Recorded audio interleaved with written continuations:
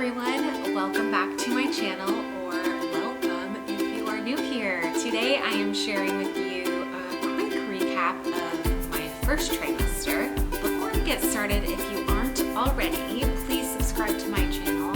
I greatly appreciate your support. Overall, this first trimester has been nearly identical to my other two pregnancies.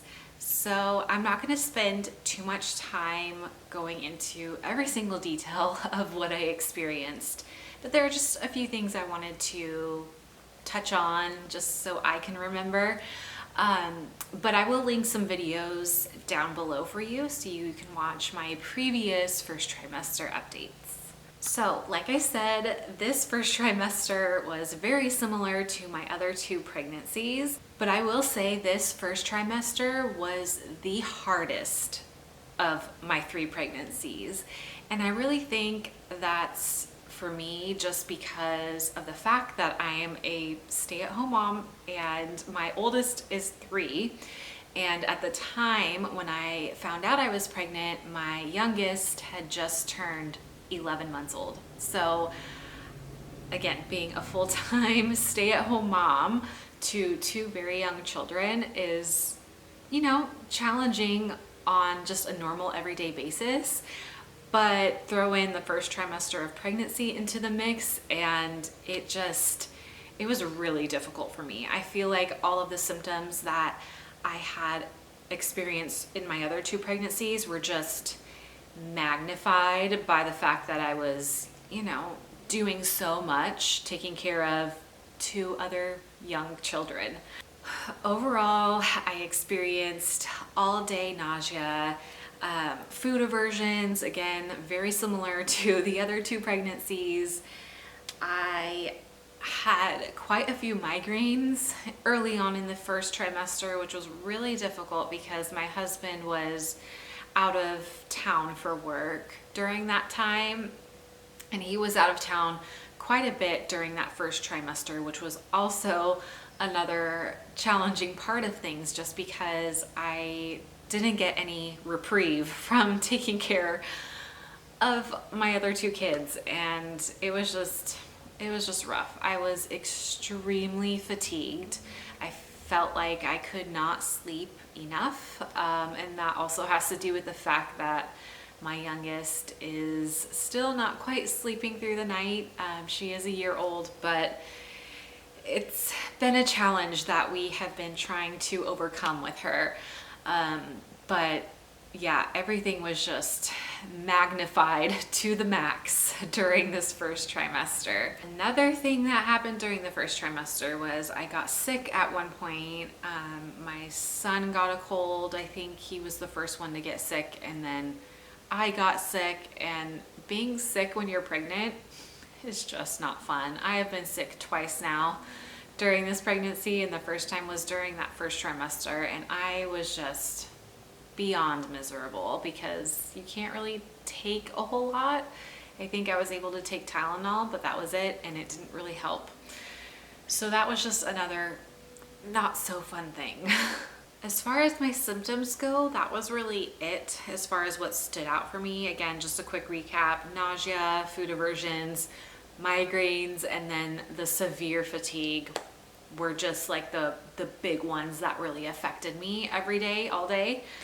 There were, I'm sure, other, smaller symptoms here and there. Now that I'm in the second trimester and feeling better, things were kind of a blur, but obviously when I was going through it, it was very difficult.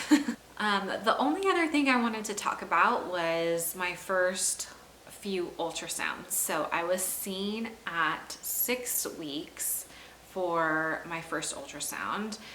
Just because I am at a higher risk for ectopic pregnancies due to the fact that I have endometriosis.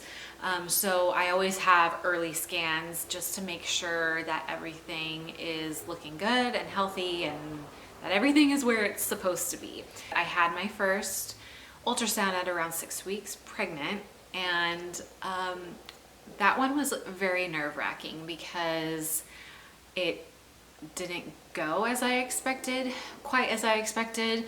Obviously everything is okay now, but At the time, there was no heartbeat detected. There was just a yolk sac that was seen, but there was no fetal pull, there was no heartbeat that they could see, which I know can be very common for being so early on. But based on my experiences with my other 2 pregnancies, I was able to see a heartbeat at 6 weeks, and I don't know, I guess I just got really lucky those 2 other times that things were able to be seen more clearly. So I left that appointment feeling just very anxious and, you know, just unsure of how things were going to pan out.